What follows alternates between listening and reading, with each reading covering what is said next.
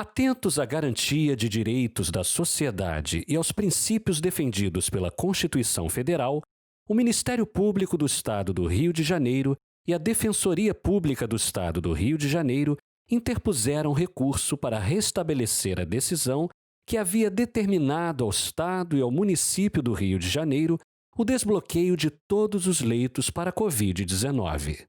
Em 22 de maio, os dois órgãos também ajuizaram a ação para que o município do Rio de Janeiro divulgasse, de forma regular e transparente, dados relativos à execução do plano de contingência elaborado para o combate ao coronavírus. Na segunda-feira, 25 de maio, MPRJ e DPRJ obtiveram vitória na Justiça. O MP Cidadão conversou com os promotores e os procuradores de justiça do MPRJ que atuaram nos casos e, neste domingo, você assiste à segunda parte da entrevista. Foram desrespeitados itens do plano de contingência? Quais? No início da pandemia, o Estado do Rio de Janeiro e os seus municípios pactuaram um plano chamado Plano de Contingência. Nesse plano estão previstas as ações que o Estado e os municípios têm que adotar em termos de atenção primária, ou seja, nos postos de saúde, nas unidades de urgência e emergência, principalmente as UPAs, e nos hospitais. Infelizmente, muitos itens previstos nesse plano foram descumpridos pelos entes. O Estado do Rio de Janeiro se comprometeu a implantar diversos leitos hospitalares para a Covid, tanto de CTI quanto de enfermaria, nas unidades da rede própria e também em hospitais de campanha. Os hospitais de campanha não foram entregues, apenas o Maracanã dentre eles e o Rio Centro. Então, conclui-se que muitos itens desse plano realmente não foram cumpridos até a presente data. É importante registrar que as unidades de referência e a quantidade de leitos a ser disponibilizada foram definidas no Plano Estadual de Contingência para enfrentamento da pandemia, segundo critérios técnicos definidos pelos próprios gestores. Portanto, os autores, com o ajuizamento das demandas, insurgem-se contra o descumprimento deliberado do plano de contingência do Estado, fruto de um compromisso assumido pelos próprios entes com os pacientes do SUS. Estudo elaborado pelo Centro de Pesquisa do Ministério Público aponta a existência de 600 leitos livres, portanto, prontos para uso. Em razão disso, os autores postularam em juízo, como forma de garantir o resultado útil do processo, a liberação imediata desses leitos até que aqueles previstos no plano de contingência estejam todos operacionais. Até o momento, o Poder Judiciário tem reconhecido a obrigação dos gestores de cumprirem o plano de contingência, disponibilizando no curto prazo todos os leitos programados para a cidade do Rio de Janeiro. Na segunda instância, o MPRJ foi representado pela Procuradora de Justiça, Cristiane Bernstein Seixas, que contou como se deu a decisão. A prova em si é muito complexa e muito específica de se mostrar, se identificar. E para que eu pudesse fazer a interlocução com a doutora Maria Isabel Paz Gonçalves, a relatora, seria necessário eu ter uma base maior. Quando eu fui falar com ela, ela já tinha despachado e ela tinha mantido a decisão de primeiro grau. Ela não tinha sido favorável ao pedido do Ministério Público, que consegui sensibilizá-la de alguma forma, e nós conseguimos agendar uma reunião para o dia seguinte pelo Teams.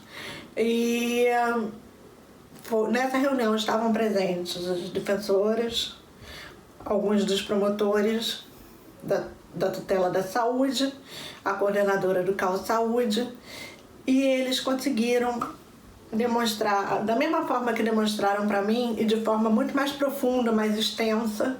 Foi uma verdadeira aula. Naquele momento ela disse que estaria aberta talvez a um pedido de reconsideração.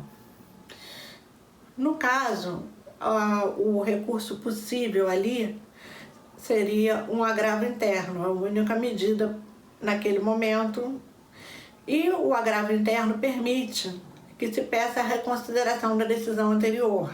É muito difícil você conseguir, no agravo interno, que o desembargador efetivamente reconsidere essa decisão anterior. E ela reconsiderou. Essa foi a grande vitória do Ministério Público. As procuradorias de tutela, elas não foram criadas há tantos anos assim, e elas mostram, nesse momento, elas estão mostrando muito ao que elas vieram a auxiliar a força-tarefa no que é necessário. Quais dados devem ser informados à população? O principal dado que se busca é o atual estágio do plano de contingência, as ações que foram implementadas, as que não foram possível a implementação e quais as ações corretivas que o município pretende fazer ou já fez por conta do que não foi possível fazer ao tempo que se planejou. A outra informação extremamente relevante, não só para os órgãos de controle, mas também para a população em geral, são os dados epidemiológicos relacionados à pandemia. Se busca, através dessa ação, que não só os órgãos de controle, mas também toda a população tenha ciência dos óbitos, tenha ciência dos casos confirmados, do número de casos suspeitos, que também tenha a real dimensão da situação das unidades de saúde. Isso, em outras palavras, significa o quê?